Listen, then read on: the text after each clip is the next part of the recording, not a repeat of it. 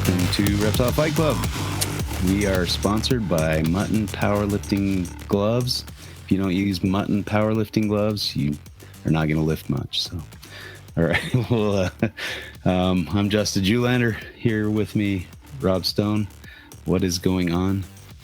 Not too much. I think I got to get some of those. Yeah. Getting some. Oh man. Finger hand, palm calluses and things. I got to get on that.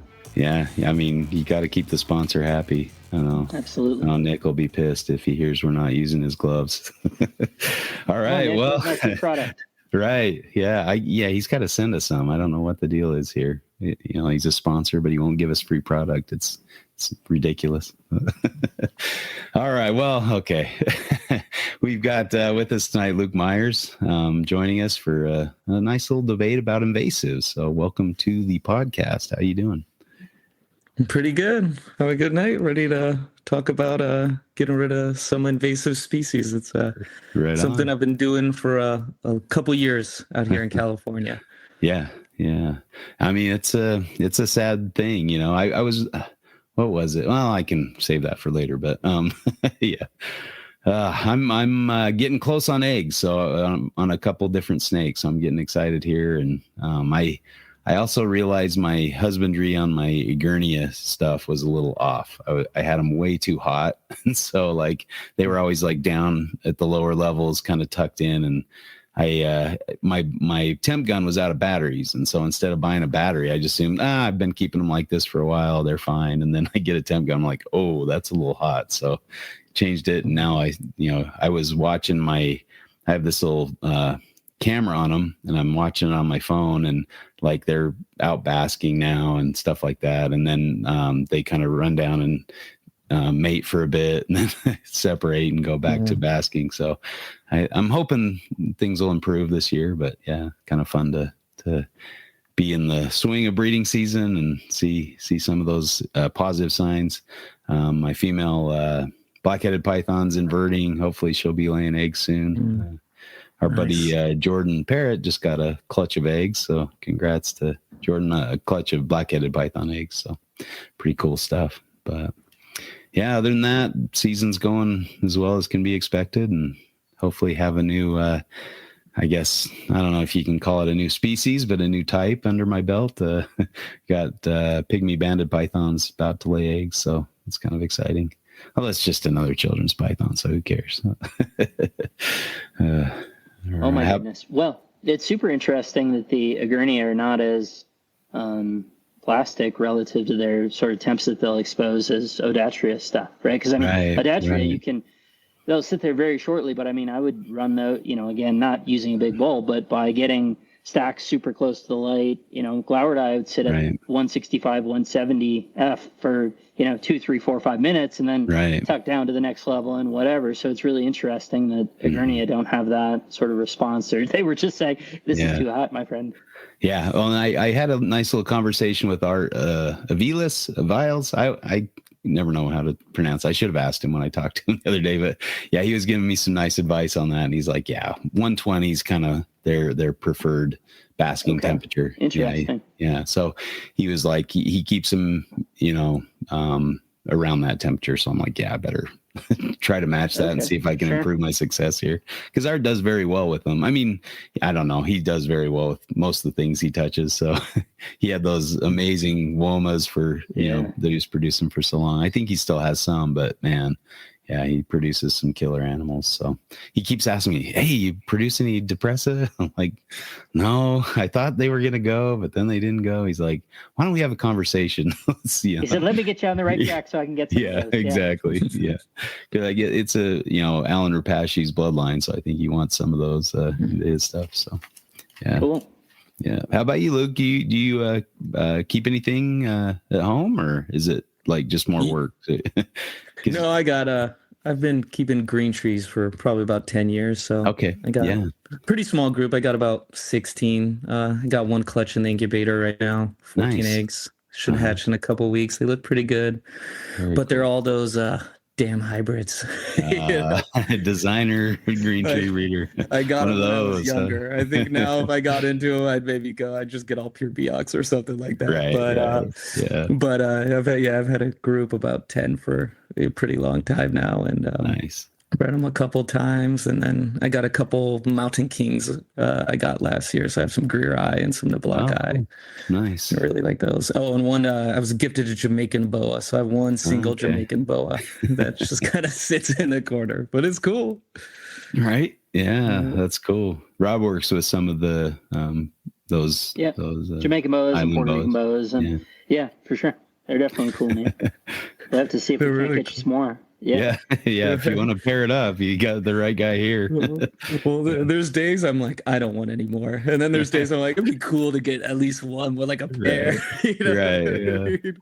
Just to say you've done it or helped breed an endangered animal or whatever. I don't know if they're truly endangered or if they're just. I think the Jamaicans are. So the Puerto Ricans seem like they either have been or should be sort of downgraded. They're seem to be pretty resilient to development and things. They're more widespread in Puerto Rico than sort of they were initially construed to be, I think. The Jamaican boas, I think, really do suffer from persecution in Jamaica, for sure, which is all the more shocking when, we're talking about a place that doesn't have venomous snakes. The idea that people are afraid of snakes really doesn't make a ton of sense, and that they're sort of going out of their way to kill them. And habitat stuff as well. Right. So, those I think really are in trouble for sure. Mm-hmm. So, you mentioned the Niblack Eye, though, Luke. When you say Niblack Eye, what do you mean? Do you mean what I would mean by Niblack Eye, or what the hobby has meant by Niblack Eye for the last, 40 years? Or do you mean, are you being liberal with that? Burbrink. No, these are the ones way down south. these look like the classic. The side lateral bands and things. Yeah. Okay. Yeah, not the new Niblack Eye, I guess. Or I don't know how you would put that. Right. A pyro south of the Grand Canyon. Yeah. Right. Yep. Yeah. But I would like to get some of those. I guess it was fresh in my mind because I was reading a book out of Utah. Well, theoretically out of Utah, Justin. So I was turned on to it by Tom Major on the Herpetological Highlights podcast, and he actually was a reviewer, supplied a review for this book, Pyro by Dallin Kohler, available on Amazon. But he was a student at BYU, and as part of an undergrad, I think, project, who was trying to get into grad school associated with either biology or herp stuff, became his mission to try and find pyros in the sort of median, A, in Utah, and then B, looking to try and find samples that would come from above the Huachucas, but below the Grand Canyon. And so it's kind of in a Caulfield style. It's obviously more, it's a new book. I think it came out last year, is my guess. But you would find it fascinating because it's all about, he's talking about herping in Utah, looking for these things. And there's one, he does manage to turn them up, give away the spoiler. He does manage to turn them up, but only at one place, and it's in Kanosh, above where we were at. And he turned them up on 3 different trips over the course of 15 months, something like that. But yeah, it's really fun. And I think part of what I did find appealing about it is it speaks to the difficulty of the thing. I think kind of in the social media age, a lot of this stuff is made to seem easier or trivial relative to the actual effort that it takes, and sort of effort and inputs and all the suffering that goes into it, for a handful of likes on Instagram or whatever. So, and now I think, it doesn't explicitly say this, but I think he's working in a master's program for Kevin Messenger over at Nanjing Forestry. Certainly it says China, it says Nanjing, so I would presume that means with Dr. Messenger. So, yeah, interesting book. I think $10-15 on Amazon. Yeah, it's on its way. It cost $11 with tax. So yeah, that's cool. So I'd recommend. Yeah, I was part of a working group in Utah where the state was kind of paying us to survey and find out, how stable or how large the population of pyros and milks in Utah were. And so they reimbursed us our gas money for going out and herping. So it was kind of a sweet deal. And was that early 2000s? Early to mid?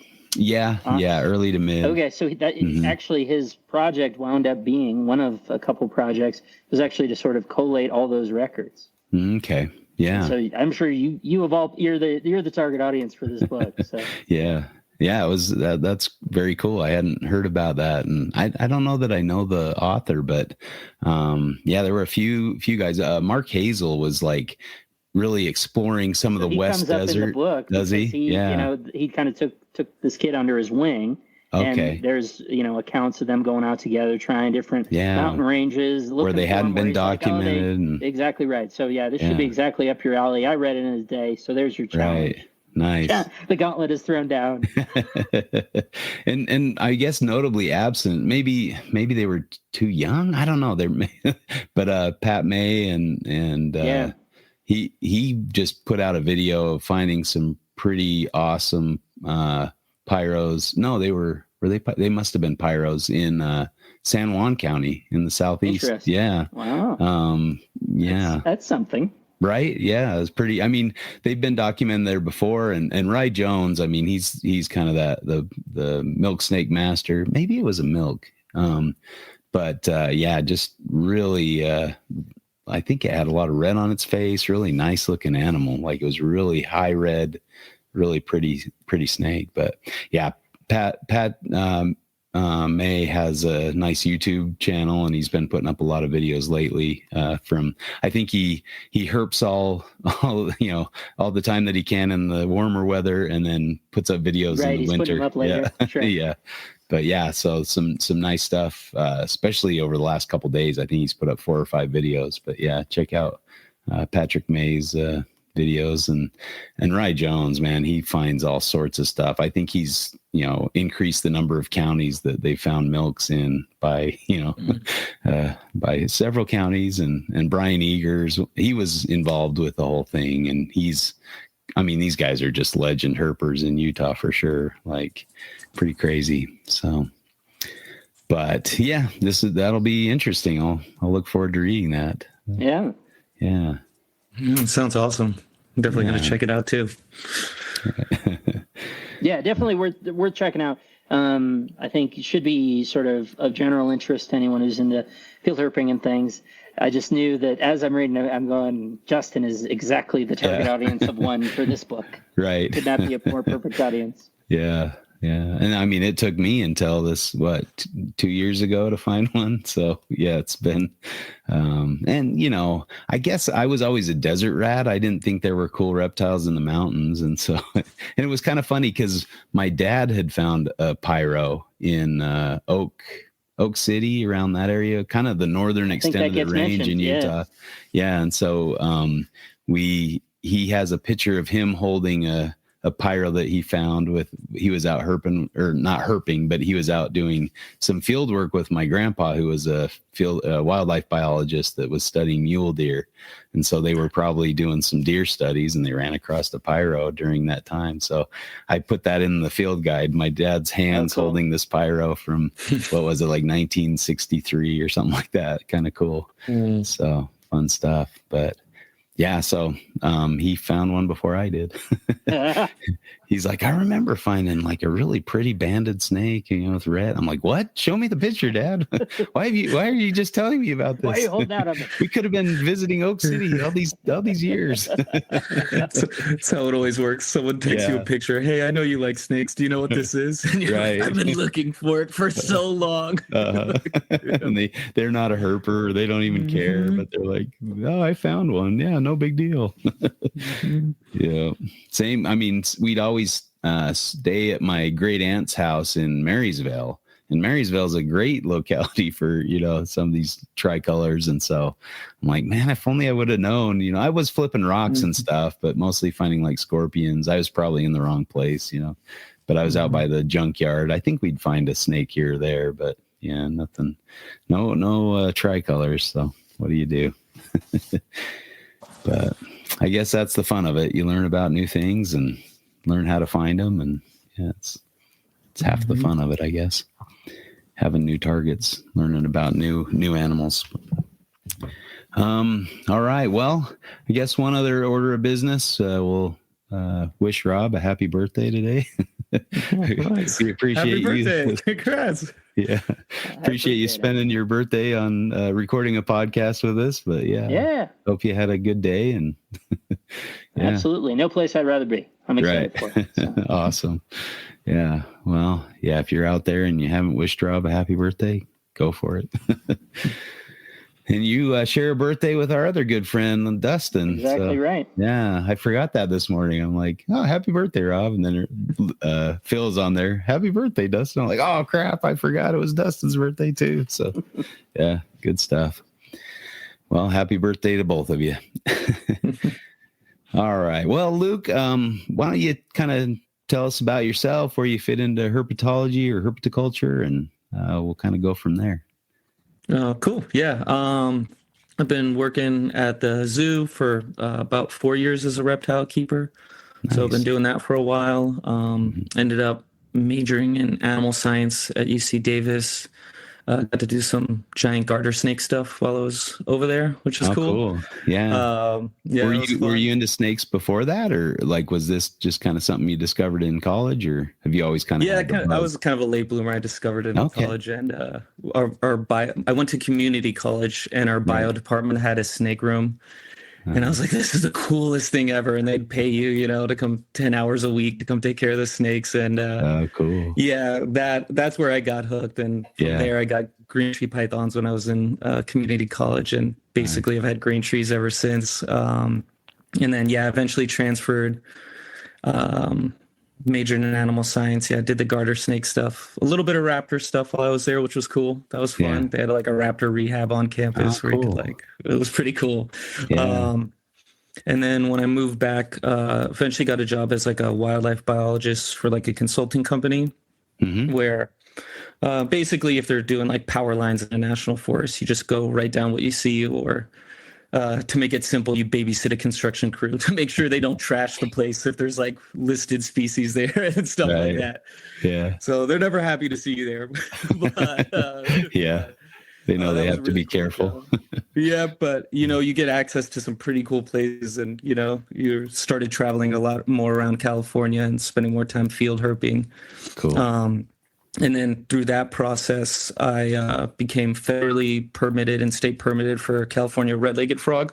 Okay. So ended up doing a lot of work with them. And part of getting your permit is you have to volunteer hours with permitted biologists, so you can kind of have a track record that you're qualified. And through that, I became connected with a nonprofit based in Ensenada that does red-legged frog habitat restoration. Oh, cool. So basically, it just kept on going and bothering them all the time.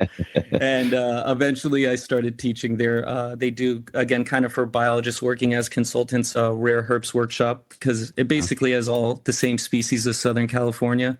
Right. So you can take bios down there, and they can get, it'll count for hours here. And you can handle them, and there's just a ton of stuff down there. So I started teaching that class, and then I'm on the board for that organization. They're called Fauno del Noreste. So that's been fun. So I go to Mexico a lot now. Oh, nice. Like at least 4 times a year, and cool. They do some really, really cool stuff for red-legged frogs. It's been Go ahead, sorry. Oh, do you speak Spanish? Nope, not even a little. Yeah, I know cebollas, onions. That's about it. Yeah, I have one quote from I think it was some friends that they said that they took this tour and everything was in Spanish, and every time they got on the bus driver would say the same thing. So it's like, jóvenes, está bien, pueden dejar sus cosas aquí en el autobús. Youths, it is okay to leave your possessions on the bus. So that's the phrase I know in Spanish. It's not very helpful when you're, Well, in red-legged frogs, that's really cool. I know I've seen them couple of years ago when I was up by Santa Cruz looking for the things that eat those, or maybe the fancy things that eat those. But I did see the frogs, which was really neat. Oh, that is cool. Yeah, I love snakes, but kind of, spending more time working as like a wildlife consultant or whatever, I really fell in love with amphibians, and we have a lot of protected ones and some really cool ones in California. And, I love the toads. Like we have arroyo toads, spadefoots. They're awesome, so toads are cool. It kind of, that's even later, I was like, I can't believe I love amphibians. You know what I mean? But they're great. And even through that process, doing red-legged frog stuff, that's how I kind of got into bullfrog removal, having sites that had bullfrogs that needed them gone. And, I think people used to think it couldn't be done, but it definitely can. And it definitely works. You see an impact, huh? Yeah. Oh, yeah. Okay. That's good. That's encouraging. Mm-hmm. Yeah. Sometimes, I mean, like you see the cane toads in Australia and you're just like, there's nothing you can really do. They're just so prevalent and so numerous, and in so many areas that you're not going to get to. It's just crazy. So I don't know. That's encouraging to hear. Yeah, maybe two trips back when we were up by Byfield, Queensland. It was the first time that I'd ever seen. We came upon, I think it was on the property we were staying at. There was a pond, a stagnant pond that had cane toads morphing out. So it was tadpoles and then morphing out. And each sort of square foot must have had, hundreds to thousands of and it just seemed in the moment overwhelmed, and as we'll chat through, it's kind of like you just start mashing, Kool-Aid Manning through that, or what, what are you going to do? Or is it just like, I don't know if, there's really, and that's one pond in, on one parcel of property in, one tiny segment of this habitat. Like what, the scope and scale of it is certainly a factor for the conversation. Yeah. All right. Well, I guess that can kind of lead us into our discussion here. And I guess I will put out, a bit of a trigger warning or whatever you want to call it for those who are a little sensitive to this subject. I mean, we're a little flippant with our title, and obviously we love animals, we love wildlife. And so, that's part of this, of course. But there is a time for humane euthanasia of invasive species. And so we want to discuss that. So if that's a topic that bothers you, maybe this isn't the episode for you. You can hear one of our many great episodes before and after. But hopefully, you'll listen and give it a chance and see, because there, obviously there's points on either side, and we'll hopefully hit on those topics. And if we miss something, let us know and we can rehash it down the road. But I think Luke's a perfect person for this topic, where you're involved in bullfrog removal and have seen kind of the pros and cons of that, where if areas have, bullfrogs running amok and, unabated, then I'm sure you've seen the damage that causes and have firsthand experience with that too. So I think this is a valuable topic anyway. So yeah, despite our, I guess flippant use of the word kill or that kind of thing, it's more of a catchy title rather than our true feelings, I would say, I would suppose. So, but so yeah, we'll go ahead and flip a coin, see who gets the opportunity to debate you on this one. And so, Rob, why don't you call it? Tails. Tails. You got it. Birthday win on the coin toss. Birthday surprise. Yeah. That being said, I will defer to you. I think you have lots of thoughts on this, and I have allergies going crazy, so I don't want to subject people to that more than necessary. So, right. I'll just interject. You relax on your birthday. This is kick back, kick back, have a beer. Exactly. All right, and then Luke, I'll flip it, and you can call this one. And heads.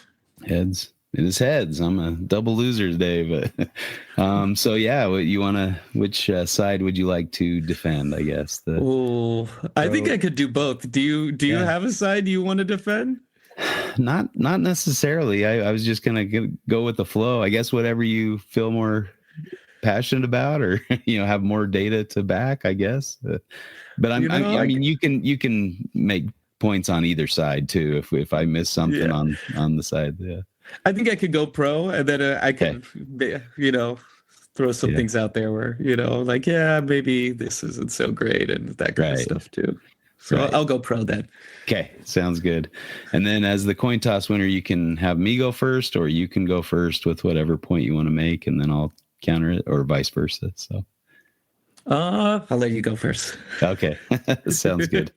Well, I guess we'll kind of define what we're talking about a little more here. So all invasives, not just necessarily bullfrogs. So okay, I guess I'll maybe start with the topic of like feral cats. Like we all know, feral cats are one of the worst, predators and most effective predators, I guess, of native wildlife, and especially if they're just kind of if they're feral. Yeah, right. So I mean, our cats are in our house; they don't go outside. They're pretty. They lack their front claws, whether you agree with that or not, but so we don't let them outside. So they're house cats basically. So I don't know if they could catch a wild animal if they, but it's kind of ingrained in their DNA. So, but and there's all sorts of feral cats around where we live, and I was seeing something. There's like been a decline in bird species. Like we've lost 4 billion birds over the past 10 years or something like that. This was some, just one of those flashy news headlines that I saw this morning while I was just scrolling through social media. But so, that we know that they're a terrible predator, especially in Australia. That's kind of where I get excited about the herping and stuff. And I mean, feral cats or cats have never been in Australia, or at least, in our recent history since the Pleistocene, let's say. I'm probably wrong on that too, but they've been introduced, through pets and things like that. So, cue the cat coming into to Rob's house there. But I mean, and people love cats, right? I really like cats as well, and especially like wild cats, bobcats and mountain lions and all that stuff. Cats are great, but in the wrong area, they can just be devastating to wildlife. And I mean, the track record of cats in Australia has huge declines in native mammals, in reptiles. So yeah, they're just a terror over there, and they don't belong and they shouldn't be there. But and I've seen some folk, like there's this guy that makes cat skin hats, and like he's got like a whole cat outfit. Then he goes and hunts feral cats. And there were some projects with Aboriginals out there where they were trapping cats and things like that. But I think if you tried to do that in the US, you'd probably get stoned, and you'd be in big trouble. They'd sick PETA on you and all sorts of things. So like there's a fine line that you can just go out and kind of willy-nilly take out cats. So I think, I don't know, there's got to be a way to do this humanely and in line with, I'm sure you would hope that these animal rights organizations or whatever would recognize that this is a problem for native wildlife, and they would be pro some solution to this problem. But I think if, you just kind of took it upon yourself to go out and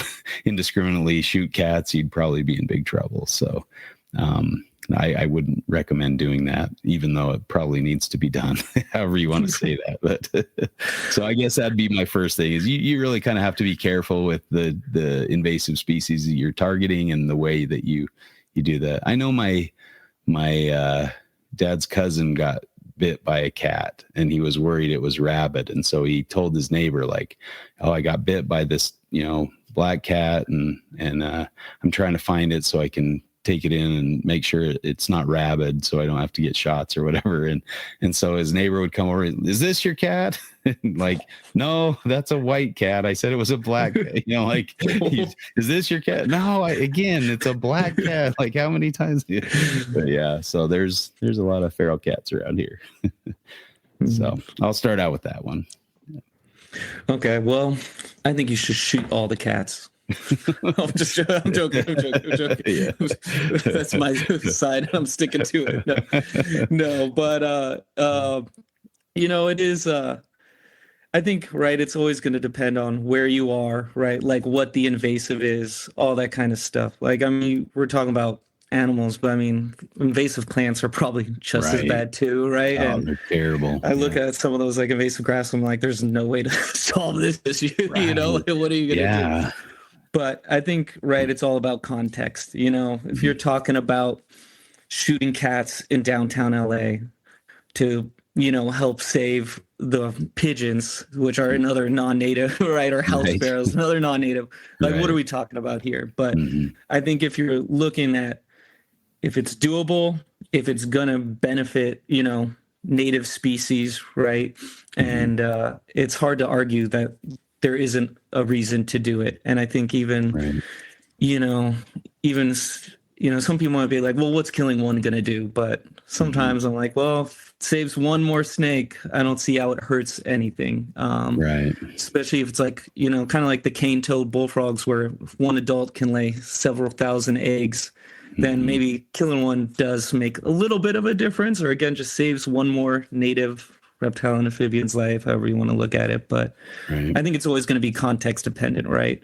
And I think in the right context, there's certain situations where it's hard to argue that it's not worth at least trying to do or doing, Right. Yeah. And I mean, I guess with any of this, I guess the full disclaimer, if you're going to euthanize something, make sure it's done as humanely as possible. And, that kind of thing. You're not letting anything suffer unneeded, or getting some kick out of, we're not getting a kick out of killing things, right? Let's just put that out there. And so this is a kind of a necessary evil that nobody enjoys, but that needs to be done. I mean, I'm kind of a softie anyway. And so I kind of had that attitude in Australia, like where there's the cane toads everywhere and run it over, hit it. I'm driving and I'm just like, oh, I missed, darn it. Even when I was trying to hit it, I would miss for some reason. So I don't know if it was just my subconscious saying because I was given the choice early on. My dad's like, do you want to go hunting or do you want to go backpacking? Like that was kind of the way he presented that. And so I'm like, well, I don't really like to kill things at all, so I'm like, I'll go backpacking. Like I'm not much of a hunter, and then in my day job and feeding my snakes and stuff, I'm euthanizing mice all the time. Like that's just the nature of it. So, and I consider myself an animal lover, but I guess there are some things that are bigger than that, I guess. And so yeah, and I think sometimes kind of like when you mentioned like seeing the cane toad, I mean, I've been to some, I'm sorry if I'm going to bring up bullfrogs a lot because that's what I have most experience with, but you end up at these ponds where it's like only adult bullfrogs. Like, there's other native species close by and it's been taken over. Right. And I mean, there's, 40, 50, maybe 100 like huge adults, right? And then the only thing you are seeing in the pond is little metamorph bullfrogs, and you realize they are eating each other. They're breeding and basically just feeding themselves. Right. And you're like, this is perfect habitat in every other way, and kind of just knowing that there could be red-legged frogs here, and that entering your mind is almost becomes personal. So now you're like, we got to get these out of here. This is too good of a spot to be overtaken. You know what I mean? Right. I think some people, I've talked to people where they're like, I don't know if I could do that. And then they've been to some sites and they're like, this isn't okay or normal. You know what I mean? And sometimes it takes seeing how bad it is to kind of change people's minds on some things, and sometimes going to those places where you see that, you're like, someone has to do something here. We can't just let this go on and go, oh, there's no way to fix it. I'm going to walk away and just ignore the problem. Right. Yeah. So that's kind of, when you see that, sometimes it's hard to even see, Yeah. I think in regards to that, like, and this is probably a point for your side, but like if there's a use for the, like I know in Australia, they'll use the cane toad leather and they'll make like little hand, purses or like change, whatever you call the little things that you put your change in or whatever. And you can buy one that's made out of a cane toad. And a lot of times they'll have like fake eyes or something in the head, it's a little grotesque, but like I saw some really nice like leather products made from cane toad leather, and I mean, I guess if they're gonna get a product out of it, then there's another incentive, I guess, to make that happen. But I know with bullfrogs, Aspen Mahan, I think he was cooking up the legs and eating them, like making a little meal out of all the bullfrog legs he'd collect or something. So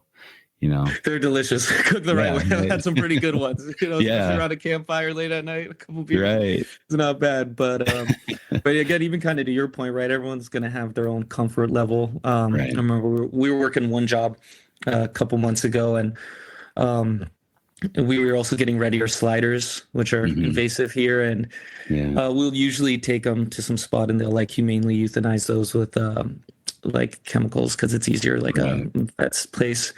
But even we had done a couple, and I catch this little like baby turtle, and I was like, we both looked at each other, we're like, I can't do this. You know what I mean? Yeah. Put it in a deli, took it. I was like, I found it at home. You know what I mean? Right. But everyone's gonna have their own level where they're like, this is too far, right? And some people it might be cats, some people might be a frog or a turtle, but we've just had, I have work sites where it does make a difference, right? And you'll see, even sometimes you'll see, without introducing native species, stuff just comes back on its own, which is way cooler than even introducing where you're like, oh, it's just hanging out waiting for this, one area to kind of open up, and they were right on the edge, and then they'll just come back in and stuff like that, which is really, really cool to see, and makes you feel pretty good about the work you're doing. Right. Yeah. And some even wonder if they're more neutral. I mean, even like, I don't know. I know this is a very, with the cane toads in Australia, that's probably where I have the most, knowledge or experience with invasives. But like there's some populations that benefited from cane toads, that the big predators went away, and that's obviously a horrible thing. But like populations of the pig-nosed turtle really expanded when the cane toads kind of went through Darwin area or whatever. And same with the children's pythons. They found a positive relationship with the cane toad spread and children python numbers and stuff. So sometimes invasives can, unwittingly benefit, some of the other types. Benefits, right? Right. Plantations with short-tailed pythons, right? They work for those. They don't work for a lot of things. Exactly. Yeah. So, and I'm not saying that's a good outcome necessarily, but for that species, it may be a good outcome. And if they were struggling anyway, maybe that's. But everything's tied together. I saw some recent thing where they were overfishing or eliminating great white sharks in this area, right? And then they watched what happened to the other populations of fish and things in that habitat once the main, apex predators were removed, and some of the like lower level predators increased in numbers, and then that resulted in a reduction of like food species of fish that fishermen would catch and use, to feed people.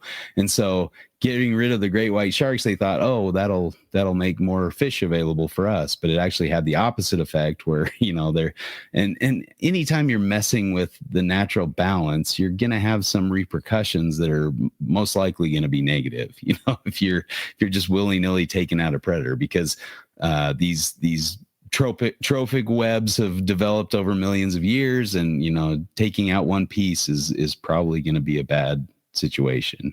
You hear this with all sorts of different things where we've eliminated different natural predators like wolves or mountain lions or bears or something, and then all of a sudden the deer population explodes. And that was one of the things my grandfather studied on mule deer, was like trying to figure out what the right population level would be. And of course that varies based on weather conditions, how bad a snow year it was. And I mean, he'd go out and study these populations, and one year they'd just have an overpopulation, and then they'd just be starving to death because there's too many for the land to support. And so, that was kind of the research to figure out, what kind of take they needed for the hunting, because that's once you get rid of the predators, man becomes the only predator for the most part. And so they have to intervene in that regard through hunting. So I think, sometimes we, with the invasives that we're talking about, it's, a little more insidious or hard to track, I guess, or hard to find. But I guess it sounds like there's some hope there with some of your experience with the bullfrogs. Maybe could you tell us a story about how that's been a successful thing? I mean, you mentioned that some of the red-legged frogs are kind of waiting to come back, but have you seen kind of like elimination of bullfrogs in an area? And yeah, you could definitely do it. I can talk about kind of how we do it, but we go out once a month.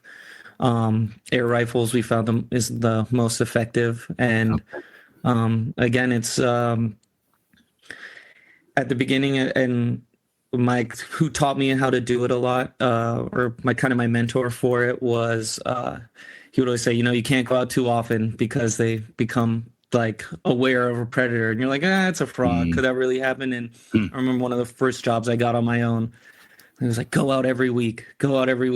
Yeah. I was like, I really think we could do once a month. And she's like, no, just go out every week. And sure enough, within like 3 weeks, you put a flashlight on them and they're underwater, you know what I mean? And they learn so quick, which was really cool to see in person, opposed to one of those things you just hear about, Right. Yeah.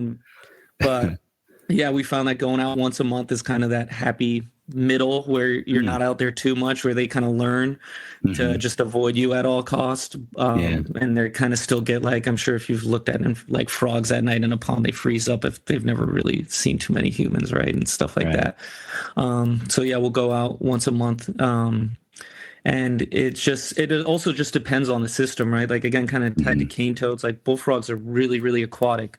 So if it's a pond, I mean, maybe a couple are going to leave every once in a while, go in and out, but they're not traveling large areas of land as frequently as something like a toad, right? Who's going to maybe in that, I don't know if cane toads breed in like vernal pool type things, kind of like a spadefoot or something like that. But then they're, moving across the landscape maybe way more. So luckily, again, with bullfrogs, if it's kind of a closed system, it does seem like it's with enough pressure, you can definitely get them out of there. Okay. So how long does it take on average to kind of clean a pond, of bullfrogs? Does it just depend on the number? It depends on how big the pond is and how many frogs, right? Definitely. I think some take a couple years, but I think there's been some papers that show that even if you get down to, like, they did it in Yosemite Park.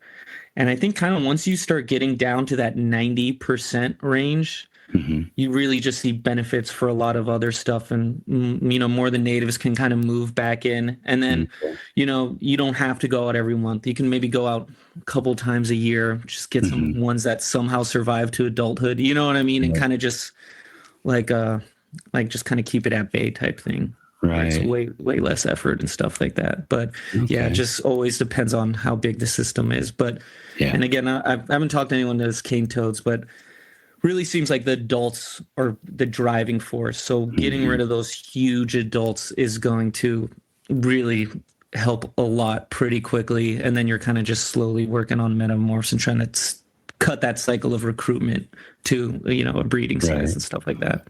Yeah. Bringing up Yosemite kind of makes me think of another thing. Like, there's often laws in national parks where you're not allowed to harm anything or remove anything. There was an invasive aquatic weed that had made its way into one of the national parks, and I can't remember if it was like Vietnamese people. This was a food plant that they would harvest and eat. So they were going into the national park, removing this invasive plant for free, because they were taking it home and cooking it up.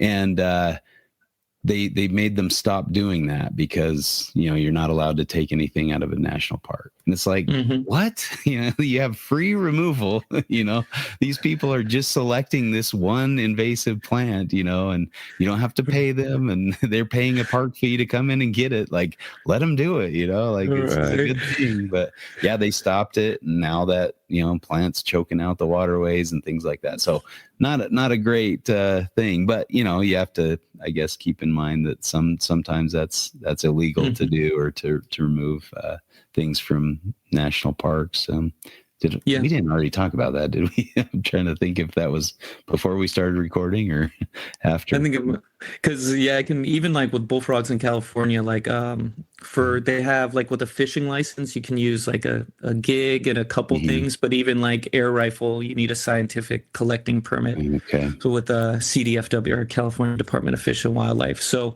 you know, kind of, I think we did talk about that a little before. Like pythons, like you got to make sure you're following the rules and regulations. And I think for bullfrogs, like an air rifle maybe kind of makes sense.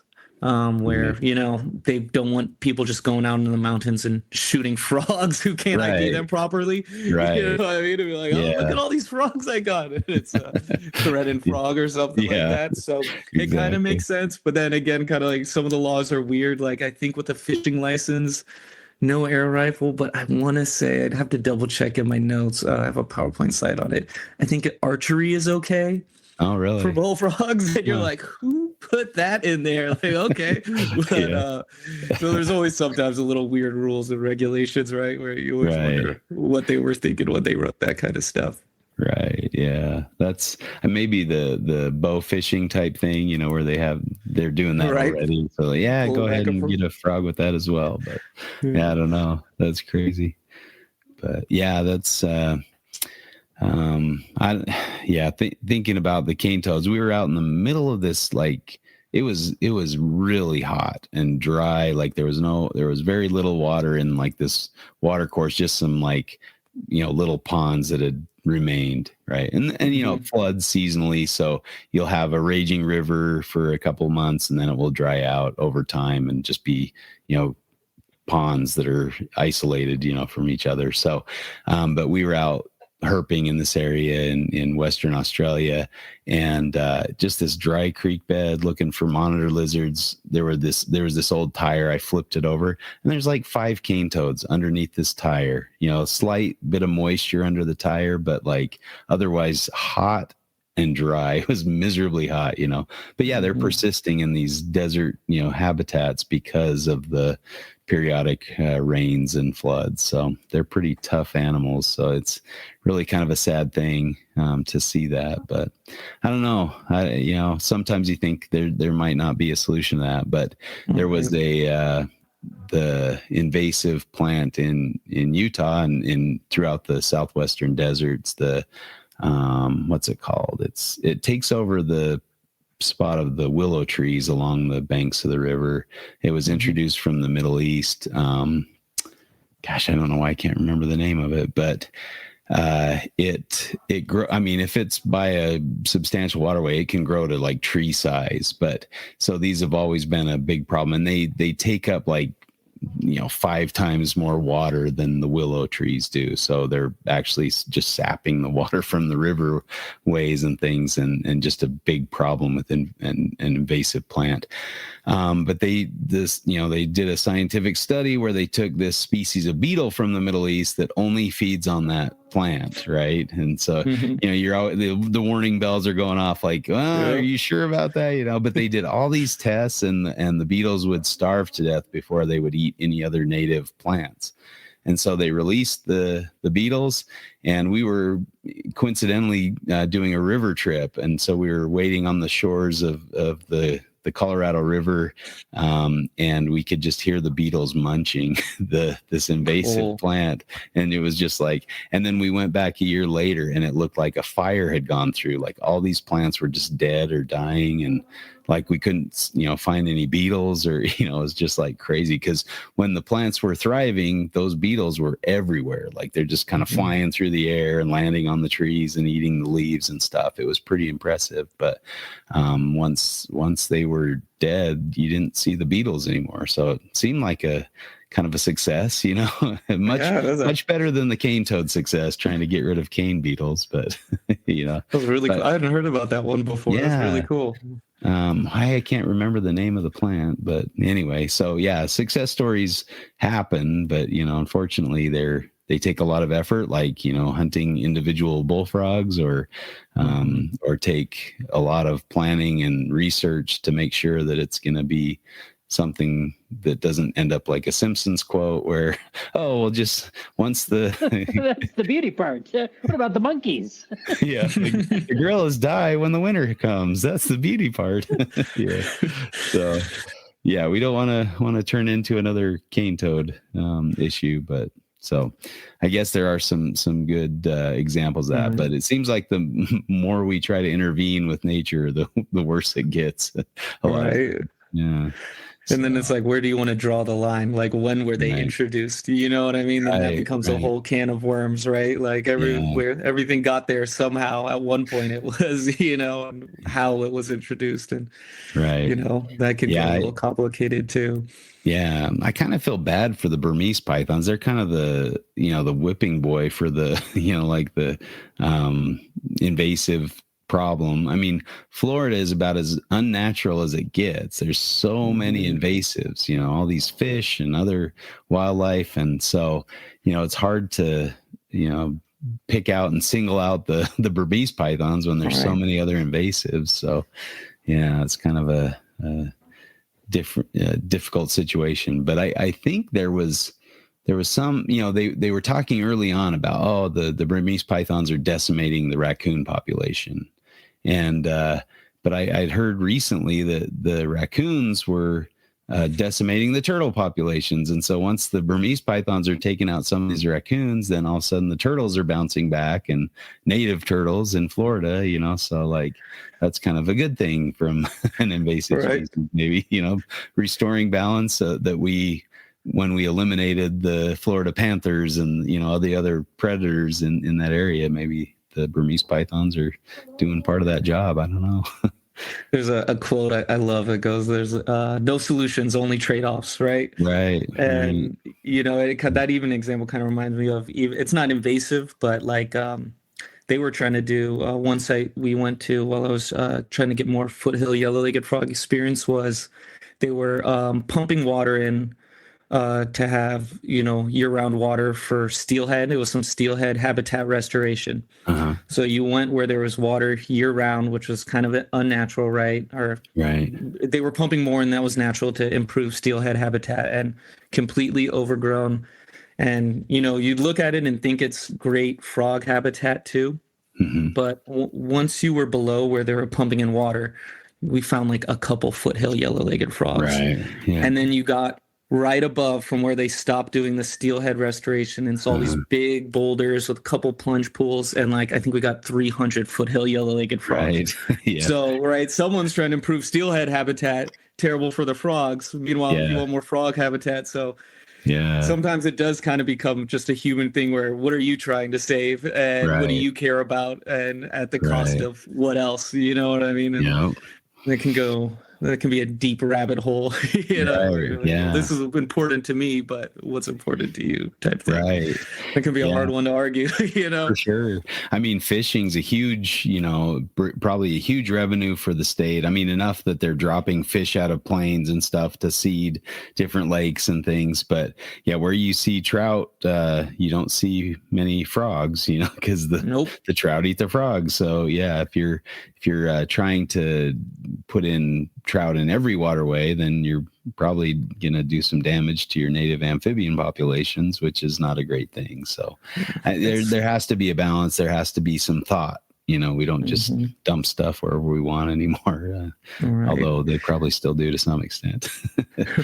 No, that's a huge one in California. I can't believe I didn't even think about that one. Introduce trout, or just have rook. Have reeking. I don't know. Sorry. It's been a long day. They rot. They rot that havoc. Native amphibians all over. Or at least in California, that's been a huge one too, right? But people are always going to want to fish. I think to the end of time, you're not getting rid of fishing, right? And I think you get a trout out where maybe people don't go, and you leave the popular places where tons of fishermen already, right? And kind of pick your battles, right? Right. Yeah. You kind of write off some spots and be like, well, I guess this is a fishing place, But yeah, there does have to be some kind of trade-off. You can't just say we're just going all trout everywhere.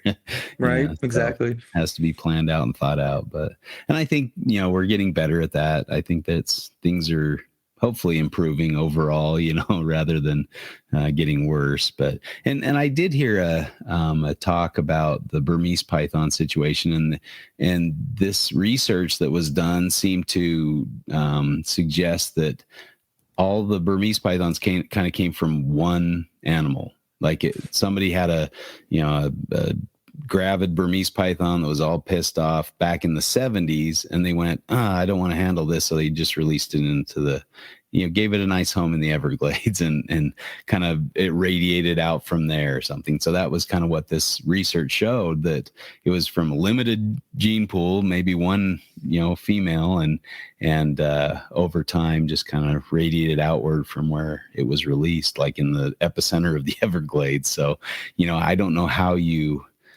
combat that, just one release event, and I'm sure other events kind of contributed to that, but kind of interesting to think about, Yeah. But I think now is kind of the best time to combat that kind of stuff with things like iNaturalist. I think, was it the Italian wall lizard, popped up in California, and they put that out really quick, you know what I mean? So maybe if, the Burmese python happened nowadays, where there's 40 of them out there, and we get them down quickly, I think, hopefully I see a light at the end of the tunnel, I think if you catch it early, right, I think you can kind of squash it before it gets out of hand sometimes. Yeah, that's encouraging. The other thing I was thinking of is there some invasive species that are kind of not a plus or minus, they're just kind of there. They don't really outcompete, maybe a little bit, but like they're not as, what's the name? There's like invasive, but there's also naturalized. Yeah, naturalized, where they're not really damaging or outcompeting things. They just kind of become a part of the system. Basically. Yeah, I think actually I might have misspoke. I think the Italian wall lizard out here in California might be naturalized, and I think there was some other invasive that popped up. We get a decent amount of. There's so many people here. You get invasives in California, but I think some of them have popped up in cities. You know what I mean? Like, it's in Los Angeles. They water their lawn every day. It can kind of survive here. There's sprinklers on every morning, where it was actually out in the desert. What it looks like, it doesn't have a chance. So I think there are some examples of like Mediterranean or house geckos. Yeah, I think there's some out here. Right, it's in the middle of the city. What is they're living on houses or in houses, and they're eating insects. Like they're not a overall negative to the population. But and I mean, there can be other consequences too of what the lungworms that they found in the Burmese pythons that are spreading to the other the pentostomes. Penostone. Like, that's not great. That's an unexpected consequence of these feral Burmese pythons or invasive Burmese pythons. So there's other things that can happen. And the diseases could be more scary. The diseases could be more scary than the species sometimes, right? Right. Yeah. I just saw a paper talking about Phydiomyces, the snake fungal disease in Australia, that it's been found in some wild pythons. So not sure if it's just a different species or the same species that's over there, or if it was brought in with some, legally smuggled animals from the US that had snake fungal disease or what. But now it's in, native population. They found 3 different fungal diseases in native Australian snakes and other reptiles. So that's, kind of bad news. And I think that was a big risk with amphibians and the B-sal fungal disease of salamanders. And they they kind of put the kibosh on importing salamanders or to prevent B-sal from entering the U.S. because we have a very rich diversity of salamanders in the United States. And so that would be very tragic if that were to make its way in. And so I think those efforts either, they paid off. I mean, we don't have B-sal. I don't know if that really did it or not, but we don't have B-sal, so that's good. It's still, not yet. Right. That's the hard thing is like, you never know when it's gonna make its way over. And again, the African clawed frogs, they kind of suspect that was the introduction of chytrid into a lot of areas where they were using the frogs as pregnancy tests, basically, And so once they stopped using frogs, then they just kind of, we'll just put it in this pond here or whatever, back in the 60s or 70s. And now they're an invasive species in areas. I don't know if there's still a problem in California. I know they... Yeah. Okay. I found one or a tadpole maybe really 2 years ago. Have you ever seen the tadpoles? Looking tadpoles, yeah. I had to take. I was like, "This is a tadpole." I was like looking at it for 10 minutes, like, "What is this thing?" Right. And then it almost looks like frog. Yeah, they're almost like see-through, like big eyes, like weird looking. They almost look like an insect or something. Yeah, or a catfish. It's got a flat head too. Yeah, with a little like larval catfish, and so they're out here unfortunately too. Yeah.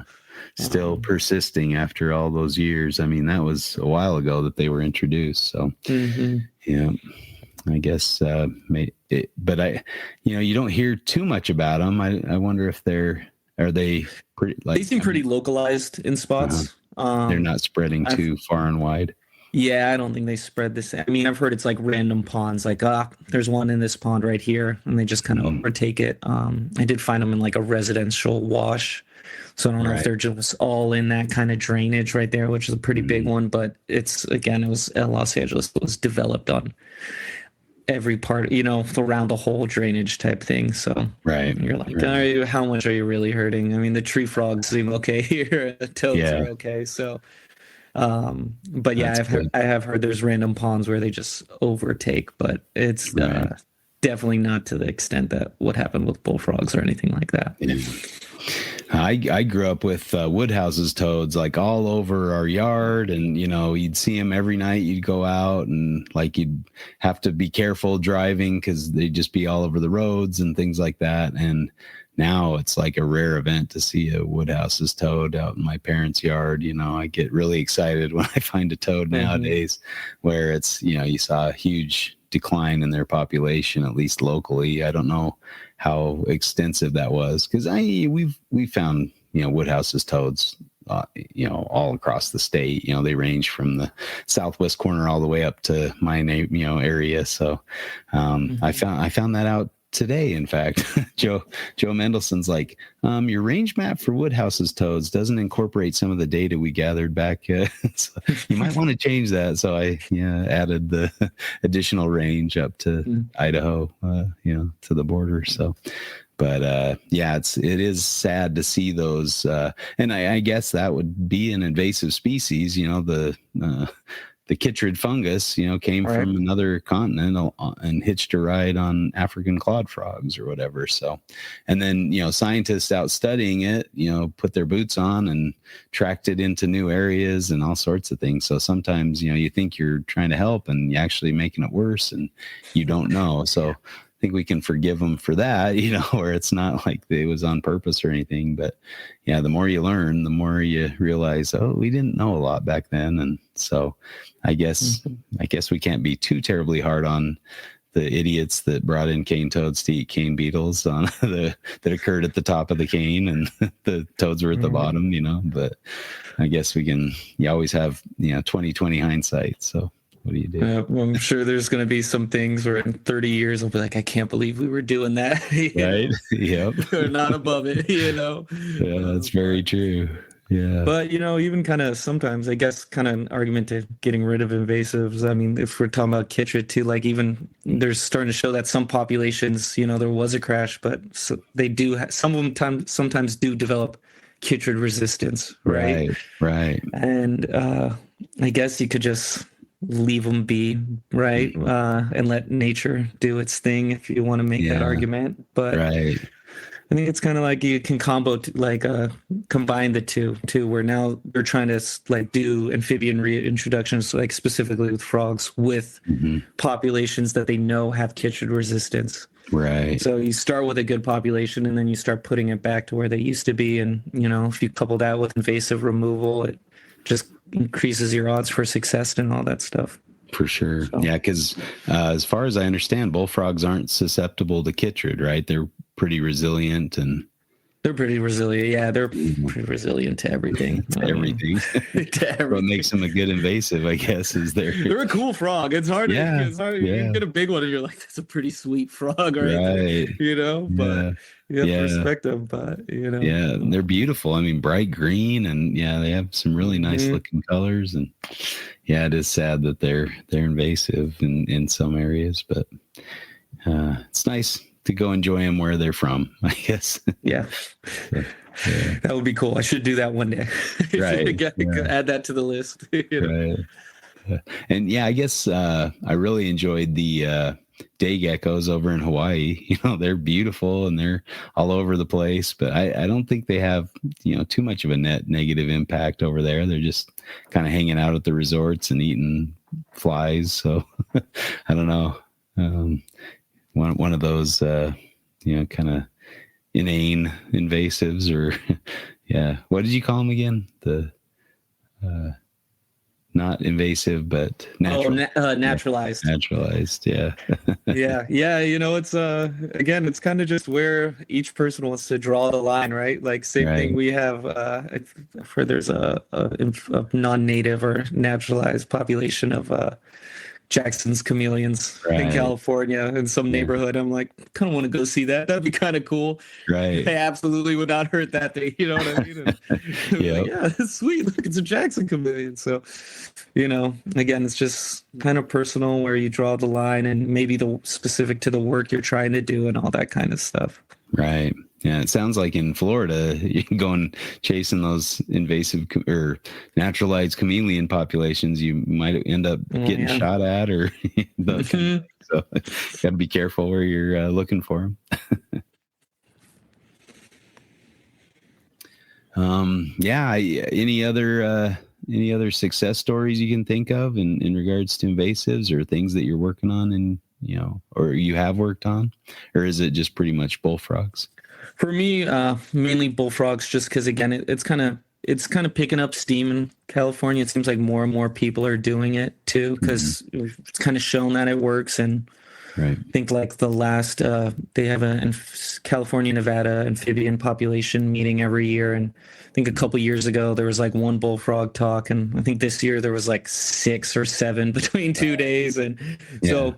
It definitely seems like more and more people are doing it, which is really cool because I think for a long time people just kind of like, again, I really don't know anything about the cane toad, but people just looked at the situation and were like, this is impossible. And, a couple stubborn people were like, no, we can do something about this. And they really did make a difference. And there's been a ton of sites where they've gotten rid of bullfrogs and started introducing natives like foothill, I think yellow-legged frog. Really good for pond turtles too, because the bullfrogs end up just eating patchling pond turtles. So really? You end up with these, populations of, you have all these breeding adults, so it kind of looks like a population is good. Yeah. But every year, all of the neonates are basically just eating and they're just kind of breeding and there's no recruitment at all. Yeah. So people doing pond turtle work have really started doing a lot of bullfrog management and all that stuff too. Man, I didn't know they could eat turtles. That's crazy. Yeah. Dude, I found rats in their stomach. I think so. One person found a hummingbird once. They'll eat California newt larvae, which should kill almost anything except maybe a garter snake that found a newt larvae in them and stuff like that. So full on rats, crayfish. That was a pretty funny one where Louisiana invasives eating invasives. Right. We're killing them before. Like, what are we doing now? Is the crayfish population going to explode? But right. it's like unexpected consequences. Hard, and there's huge crayfish in their stomachs, and that was pretty shocking to see. Tarantula hawks. Yeah, which is pretty crazy that they're eating those. So they'll basically, I don't think they think about what they're eating. I think someone moves in front of them and they just grab it. Mm-hmm.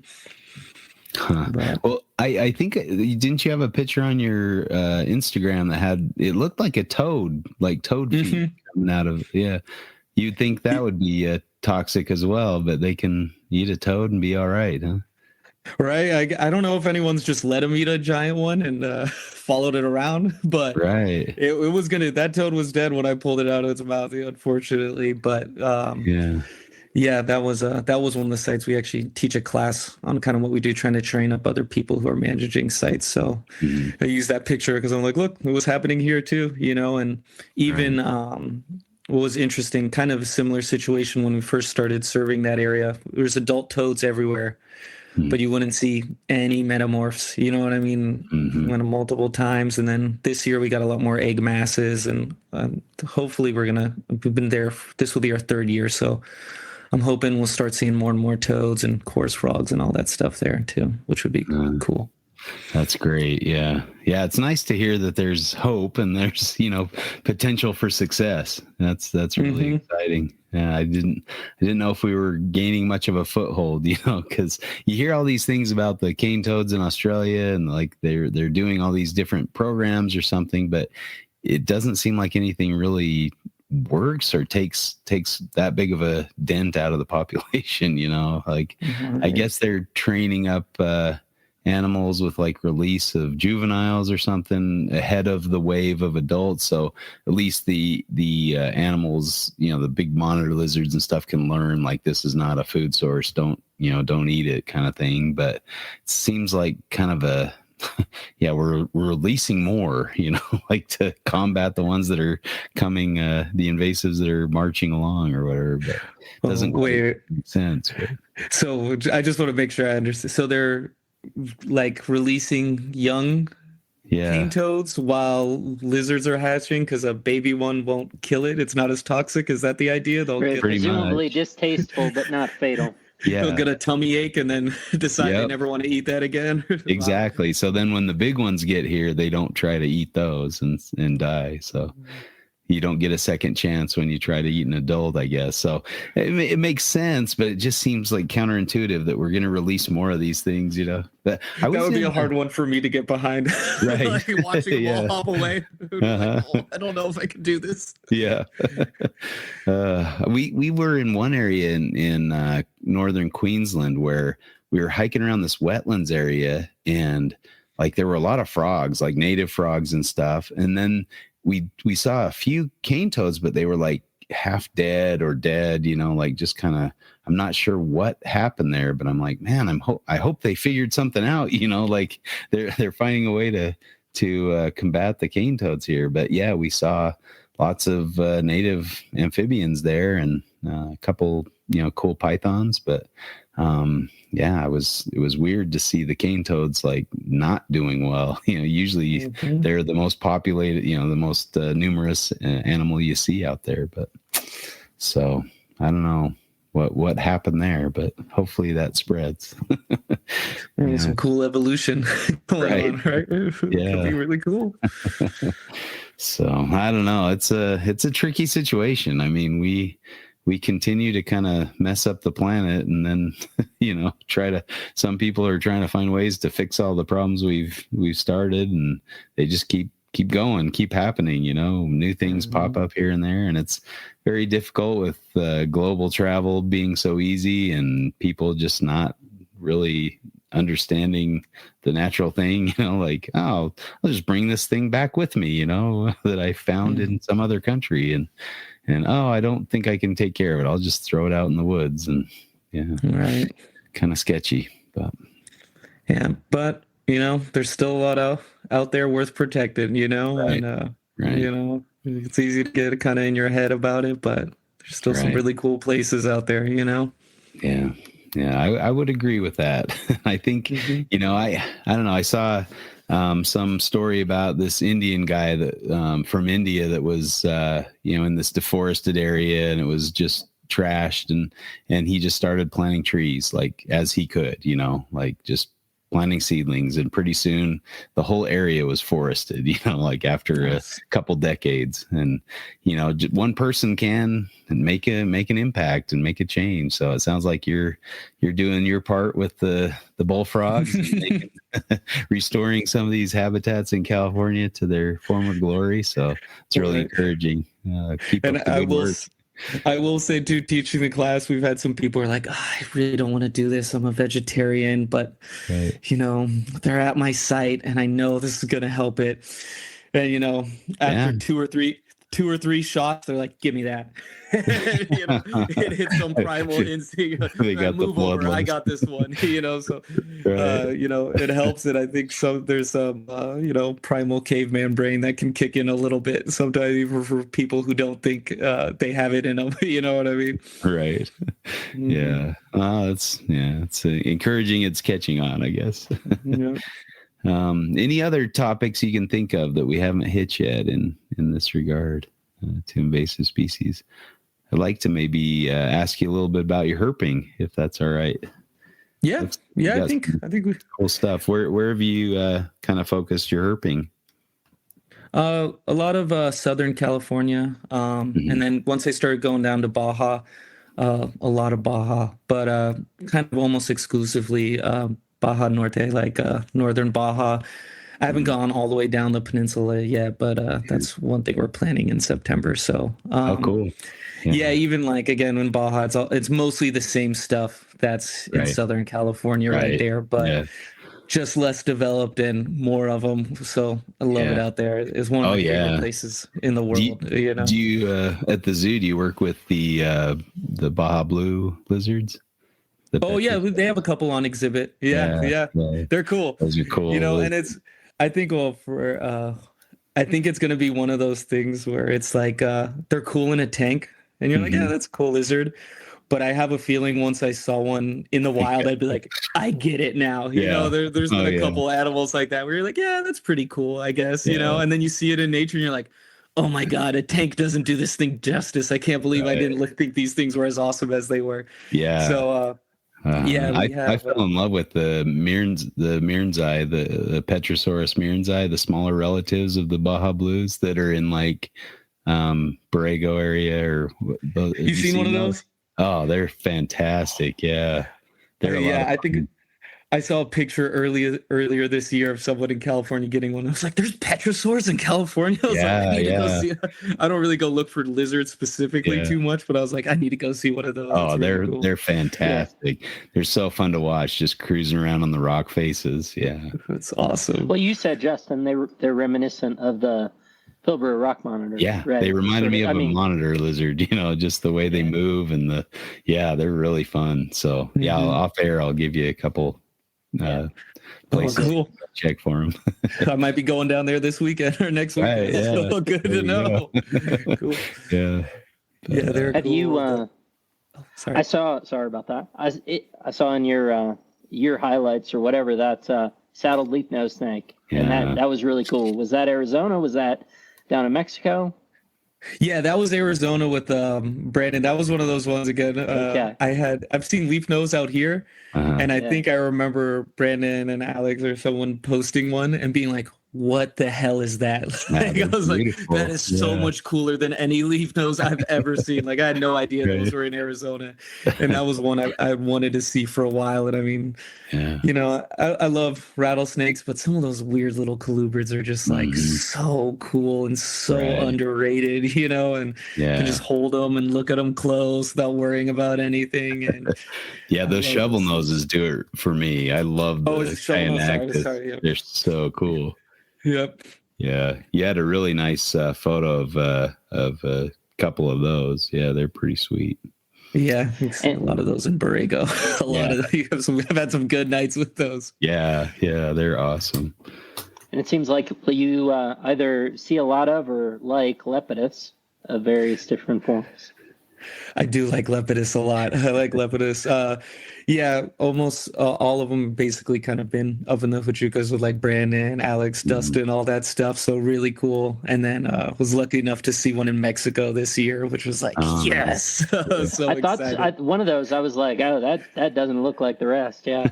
Yeah, that one was cool. And then, yeah, definitely. I've spent some time in the Gila for volunteering for some Rufy Punctatus stuff and didn't see a Lepidus, but was looking at pictures of those New Mexico Lepidus, and that's definitely something I want to go for this year. Those are hard to beat. Those are pretty cool. Green ones. But yeah, no, I do love that. If it was legal in California, I'd get rid of all the green trees. Have little montane rattlesnakes. They're pretty amazing. Looks like you got a night lizard under UV or under a black light or something. Oh yeah, someone we were out. Someone was like a bug person, and they're like, "Let me put the UV on it," and the skull glows. Oh yeah, I didn't know about that. I was like, "Holy crap!" And the the lichen was glowing. Yeah, too. That was pretty sweet. That makes the picture look really psychedelic or something. Right. I think someone started. If you do see red-legged frogs again, I forget who. Someone published a paper that even the red-legged frogs, like if you hit them with a UV light, their eyes like zombie colored. Oh, yeah. And then now everyone just brings a UV and they're like, let's see if this is UV reflective and stuff like that. But yeah, if you ever get a chance with a red-legged frog, it's crazy looking too. So I think someone had it for that, and they're like, hey, put it on the night lizard. Right. Like, holy crap, you can see the skull. Yeah, those night lizards are cool too. Those granite night lizards. So cool. So white.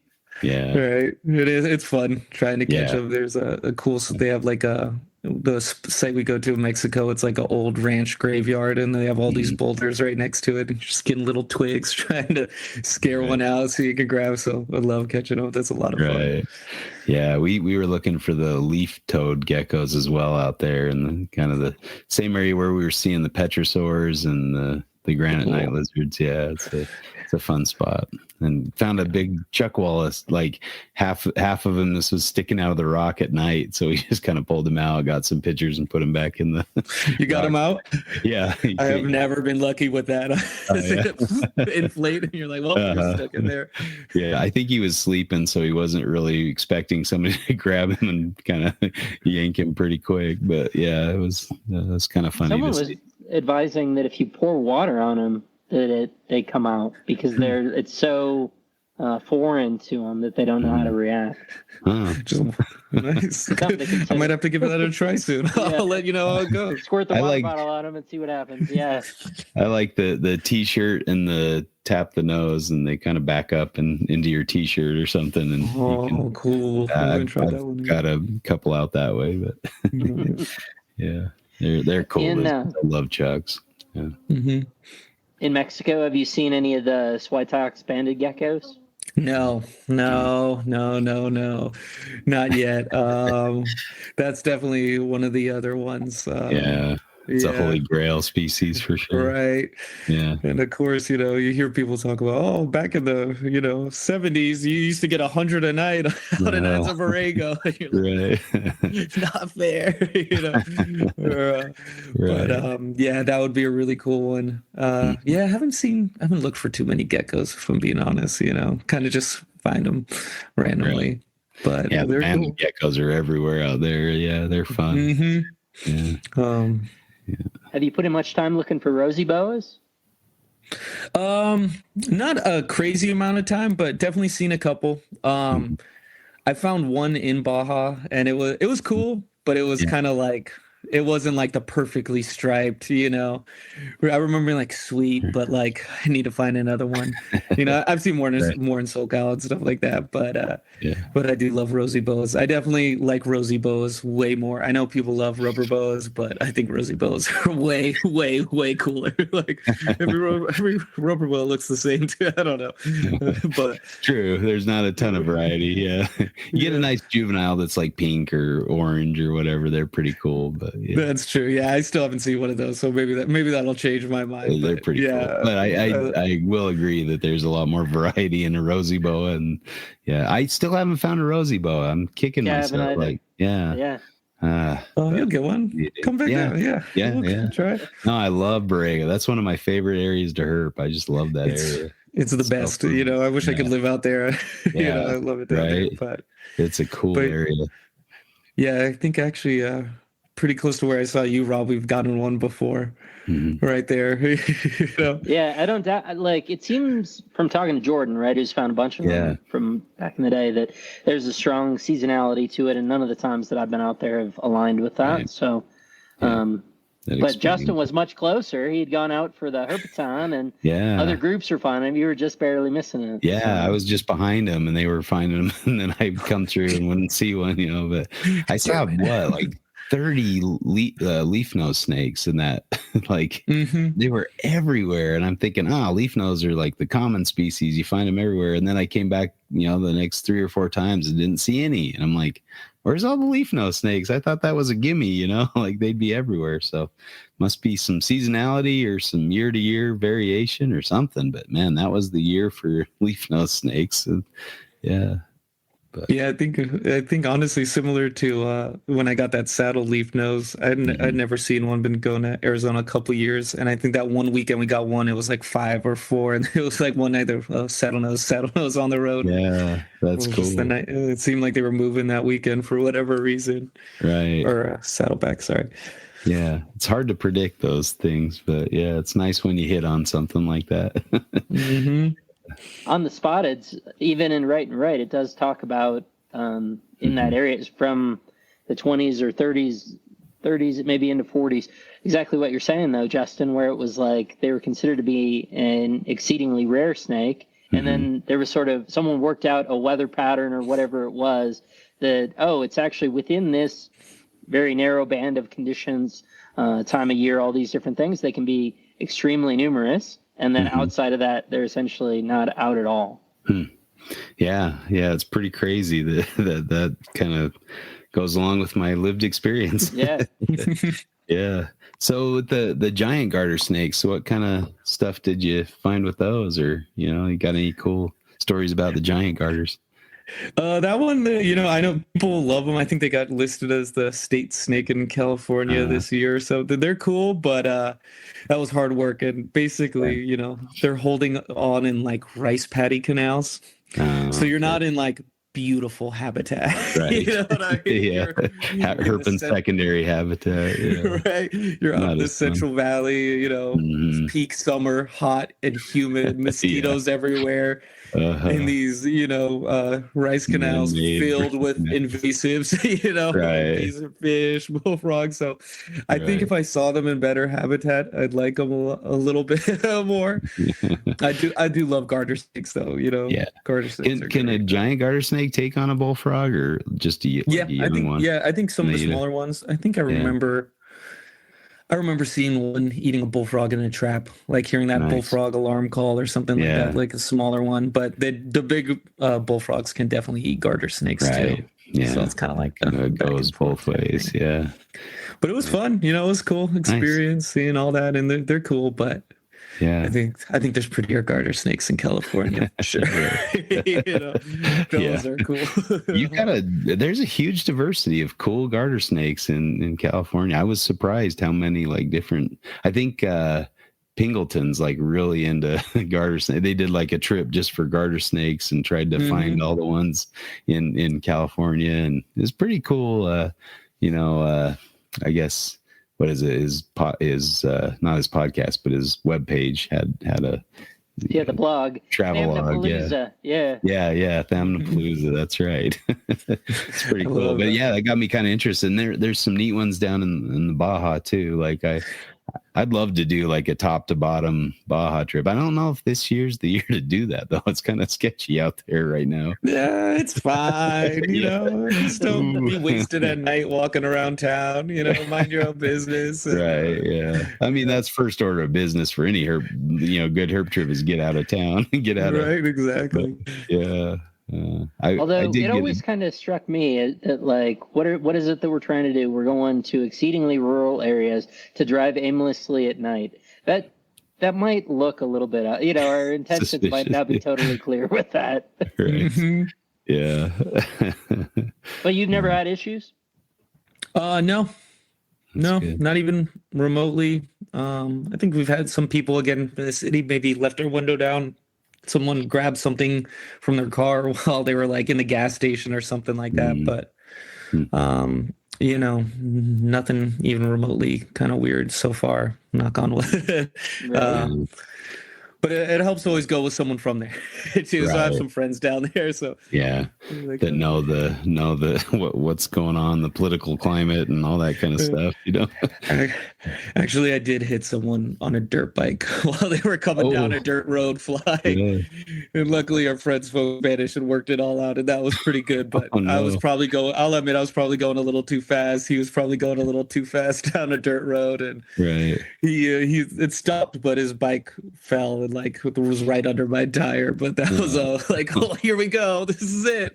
But it all worked out, and everyone was okay. But that was pretty crazy for a second. Yeah, we did a trip. Me and my wife did a trip down to Cabo area. We were supposed to go with a group of friends, and we were going to go see whale sharks, in January. And so, but my buddy that arranged the trip had like a death in the family, so they had to cancel their trip, and everybody else had like refundable plane tickets, so they just postponed theirs, and we didn't. So we were the only ones that ended up going.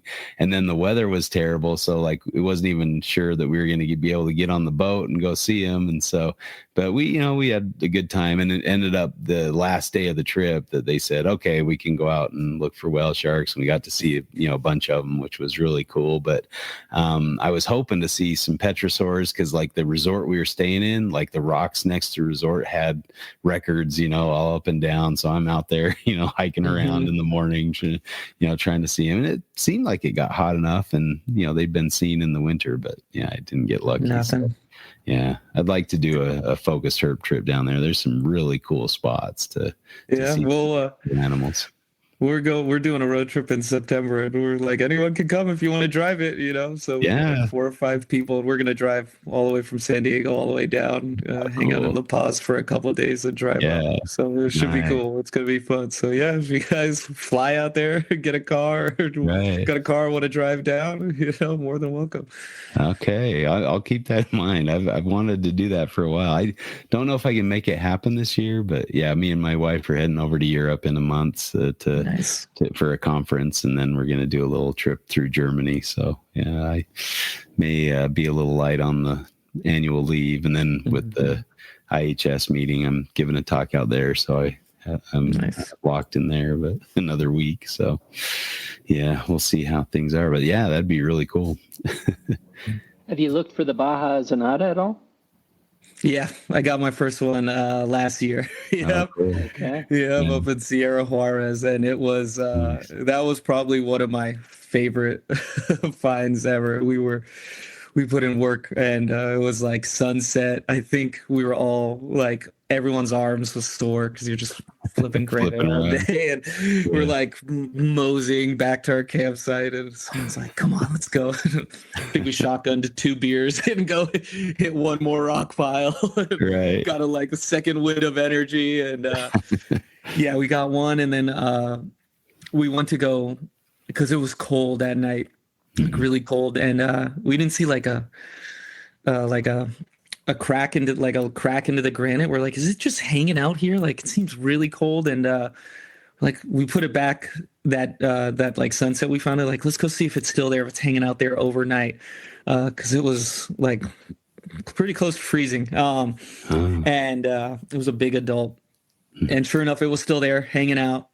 And then I'm like, well, let's just look around here a little bit more. We didn't check out this area, and I got one of the like redhead ones, like 10 feet away from it, because that's what I wanted to see. Like this one it was cool. It had the white head, but to me it was like, this is more like a pyro than the ball-hounded king snake. So it's like, I need to get the redhead. Cool. So that was one of the really cool ones. And then actually we're doing a trip to San Pedro Martir to look for those this year, and we're gonna do it as like a fundraiser because they go survey. The organization I work for, they survey red-legged frogs out there every year. It's the highest elevation of known occupied habitat for red-legged frogs. So red-legged frogs at 10,000 feet is crazy. You know what I mean? They overwinter like or they think they haven't proven it, but they think the tadpoles overwinter kind of like yellow-legged frogs, like Sierra yellow-legged frogs, which is just crazy for red-legged frogs to do. So it's supposed to be a really cool sight. And it's like, well, you know, we can look around for Agama while we're up there. We're not going to be doing much during the day. So yeah, we're good. It's actually should be a really cool trip. And if anyone listening would want to go there, we're kind of doing it. We have a rancher bringing in horses and stuff like that. And just got to bring your camping gear, and we'll go catch frogs that night and look for snakes all day. That's Apparently cool. they have a really cool, you'll get them in SoCal too. I've seen them out here, but the like all black helleri that are at high elevation and stuff like that. So apparently they're everywhere out there too, which is really cool. And a arroyo toad up there, not a lot, but every once in a while I guess some people get arroyo toad, which is really sweet too. That's cool. Man, I still need a helleri. I haven't seen a helleri yet. Oh, dude, I know. It's bizarre. No, it took me much longer than it should have. Yeah, it was what? I mean, we were on on the right spot because we were like past hikers, like, oh, you see any snakes? Oh yeah, there's a rattlesnake just right up this. And we're running up there, and it's gone. You know, nothing there. But I think there's so much activity a lot of those places that they're sort of being consistently disturbed. Right. So that they were out, but they were being disturbed by other groups that were out. Too many hikers. It was along the PCT or whatever. PCT, and then earlier sections. Yeah. Mm-hmm. Yeah, well, if we go to Sandy, there's what I don't want to guarantee, right? But there's one board I'm pretty sure I've seen the same pair under it every year for like 3 years in a row. Right. I'll hit you up when I'm down there. Yeah. Right. Give you that one. Yeah, because I've got a board line that a friend told me about, and I hit it, every time I'm down in Orange County, but no rattlesnakes. I've seen a couple king snakes and some ringnecks and gopher or two, but never a rattlesnake. It's kind of bizarre. What do you do? That's how it goes. Once you say, now that I said that out loud, right? I go back and check it. There's not going to be anything out there. Yeah. Well, we were in Borrego, and I was like, oh, guaranteed we'll find a sidewinder at this place. They're everywhere, and you almost stepping on them when you're photographing them. When they're going, There's another one just right behind you or something, but and then we didn't see any, and the guy was just pulling out of the area, and he's like, oh yeah, I saw a sidewinder and this and that and the other, and then we go in there, we saw a few like leaf nose snakes, but no sidewinders. It was crazy. Damn. Yeah. You try to guarantee something, and you're guaranteed to skunk yourself. Right. Yeah. Sometimes I'm like, I'm not even going to try to look. I'm just going to go somewhere that I think is good and just mosey around. It'll either show up or it doesn't. Yeah. Well, what would you say your most notable find or your favorite find has been? Oh, I think probably that Algama for sure. That was with some good friends. Up there, San Francisco garter snake, seeing one of those for the first time was like, because that was another one. I was like, if you go a little farther north, you can get those Infernalis that look, that are just as red and blue, and they don't have the red stripe. And I was like, it's the same snake. Who cares? And then when I saw my first one, I was like, oh my god, this is totally different. I was wrong. I was totally wrong. I had to admit it on that one. Right. But probably the Zanata, or this year we were out doing some pond turtle trapping in Baja, and I didn't bring my camera because I was like, I've seen everything out there in this area. I'm not gonna find anything, whatever. I'm gonna travel light this time, and it was slightly raining, and so I was like, there's a rattlesnake in this bush, and it was up in the bush, and I'm looking at it, and I'm like, that's not a ruber, and so I was like, that's not a sidewinder, and what the hell, not a helleri, and so I was like, is that a fucking Enyo? And we're like, oh shit, it's an Enyo. And I think Jorge, who is one of the like directors of Fano, or runs the nonprofit, was like, I think this is a range extension. So no one was expecting it at all. You know what I mean? It wasn't on anyone's radar. We're looking at like, what is this? And that was just really, really cool. That was one of my favorite ones ever. Everyone's jumping around, hugging each other. Like, what the hell?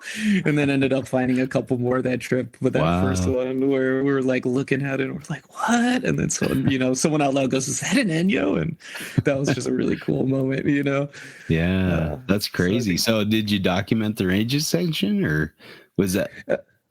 I think my wife's getting surgery, and I was like, maybe I'll try to type it up because I'm going to stay at home and take care of her for a week. So that was on one of my things to try to do. On your to-do list, write it up. Yeah. Look it up a little bit more and stuff like that while I'm stuck at home taking care of the wife, Yeah. Yeah. That's awesome. Was it like a less herped area? It was like private land? I mean, it was, it was someone's ranch, and they let us on there for the turtle stuff. And nice. Yeah, it was cool. Yeah, that's awesome. So with the turtle work, are you like trudging around in the mud and like setting traps and stuff? Is that the method? Yeah, it was kind of one of those similar things. They were teaching like biologists in California who wanted more southwestern pond turtle experience, how to trap turtles, notch them, all that, sex them, all that stuff. So it's just a couple days of setting trap lines and a lot of turtles there. But it was cool, cool. And I think we got like 60 pond turtles that weekend or something like that, and all different age classes and stuff. So it was fun. Very cool. Yeah. Well, that's good stuff, man. Sounds like you've done some awesome herping and some really cool studies. We really appreciate you coming on and sharing your experience and some of your stories. Yeah. Thanks. Yeah, no, dude, it was fun. And if you guys ever want to go to Baja or shoot some bullfrogs, definitely let me know. Right on. All right. Well, why don't you put your like social media information out there? Where can people see your stuff? Yeah, so you can Luc Snakewalker. It's Luc with a C. My mom's French, so cool. That was my dad compromising, giving me a French-ish name, I guess. Right. But yeah, Luc _ Snakewalker. And if anyone, again, we're hosting the bullfrog workshop. So if anyone was listening who wants to learn more about that, is like a working biologist in California, we'll teach them how to ID other species, how to get your permits. And then you get to go do the real work afterward, after we have the little lecture camp at the preserve. They close it off for us. So it's a really good time. Oh, cool. And then, if anyone's wondering, we're doing that San Pedro Martir trip too. So that's open to anyone who wants to support that organization doing red-legged frog habitat restoration. So they can definitely message me on there, or LinkedIn or anything like that. And we're setting that all up too. Okay. Awesome. Well, kind of at the end of the show, we like to maybe talk about things we've seen that are really cool in herpetology or herpetoculture or whatever, like stuff in the news or whatever. But I was sent a few papers on rattlesnake taxonomy, and I hadn't realized that some of these changes had been made. Like they elevated several, like lutosis and concolor, to full species, and a couple others in there as well. But yeah, they reworked all the western rattlesnakes. It was kind of exciting to see. I mean, there's always been kind of a back and forth between, is it a subspecies, is it full species, is it even anything, or and one of the things, because we'd been looking for, Rob and I had kind of discussed on the Hopi rattlesnakes. It seems like it's the same thing, from that area on the Hopi reservation all the way up through Utah and stuff. And so we just kind of considered, the prairie rattlesnakes in San Juan County are most likely Nuntius. But apparently they did some genetic studies and found that there are no Nuntius in Utah, that they're basically restricted to kind of Arizona and maybe into New Mexico. So I thought that was kind of interesting. Like, oops, we had to change the field guide, like to just go back to prairie rattlesnake rather than Hopi rattlesnake. rattlesnake. So yeah. Unfortunately, because I've got ties to the Hopi, tribe. My grandfather was adopted by the Hopis, so I was kind of I have a fondness for the Hopi culture and the reservation and stuff. But I was hoping they were Hopis, but apparently they're not. So learn something new, I guess. Well, and that just shows you something, the lack of utility of common names, right? Because we were in those snakes reside in ancestral Puebloan sites in southwest Colorado and in southeast Utah, and so I don't know that that's a great name, but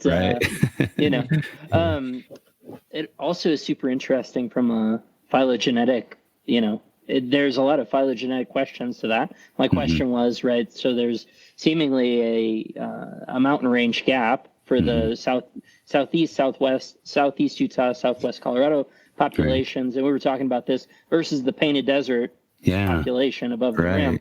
And it seems like, I don't know, it's just the whole thing then becomes interesting. If we can see, it was admitted, right, that the phenotype of those San Juan County, at least some of those San Juan County, particularly far south San Juan County animals, is the same as the Painted Desert ones. Right. So if there's the phenotypic plasticity to present the same look when exposed to the same ecological pressures, then are we really just talking about, it does seem like right over by Albuquerque, maybe there's more gene flow in that sort of northern gap than there is in the really thin southern gap. So maybe those southern animals are just really genetically bottlenecked and they didn't have the infusion of extra genes, however slow. But that's really probably what we're dealing with then. If we get the same phenotype in both, but they don't, genotypically they are different. They're different. Then that, to me, maybe sort of suggests it's not even a form. Maybe even out of the form list entirely. Or are they the same form, or is it two different things that I don't know? We don't kind of convergence, or they have the same looks, but just because they're in the same habitat. But they did find that genetic difference between Nuntius and just Viridis. So there was seemed to be something to it. But just restricted to kind of below and so I just wonder what the bottleneck effect of that, how many made it through that southern gap, right, is really the question. This actually reminds me, Luke, I meant to ask you, so in that Instagram photo assemblage of snakes from last year, there was an interesting Crotalus in there. What was that? Was that the Enyo you're talking about, or was that a real far southern New Mexico prairie rattlesnake? What was that thing? Which one? I think there was a prairie and an Enyo in there. It's probably the prairie. Where was that prairie from? I think is what I would. The prairie. Yeah, that was on the way. Oh, I can't remember the name of the freeway. I took some random highway on the way to what's it called? To Gila National Forest.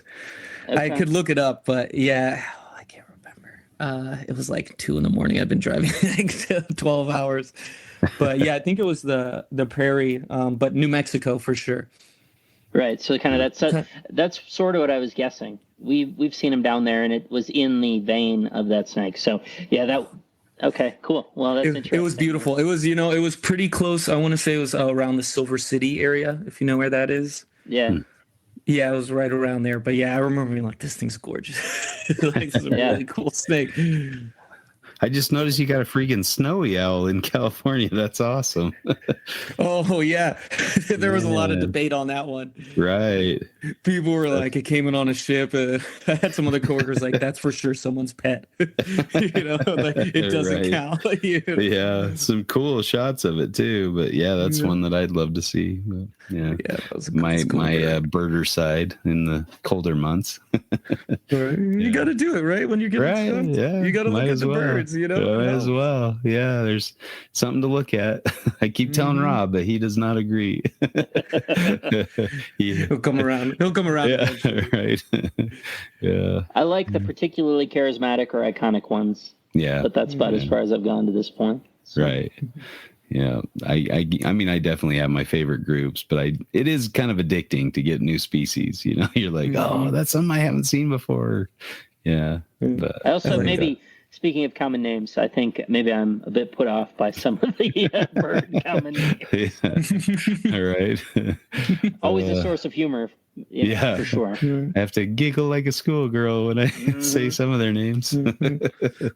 Yeah. Finding bird nests. One of the things we had to do for work was nesting bird surveys, and you know, watching birds and finding birds' nest is always kind of a fun thing to do. You see one carry some food, you're like, "Oh, where's it going?" And you find a little nest, and that's always really cool. I really enjoy that one too. For sure. All right. Well, thanks again for coming on. We'll thank the Podfather and his Mac and Wookie for hosting our pod.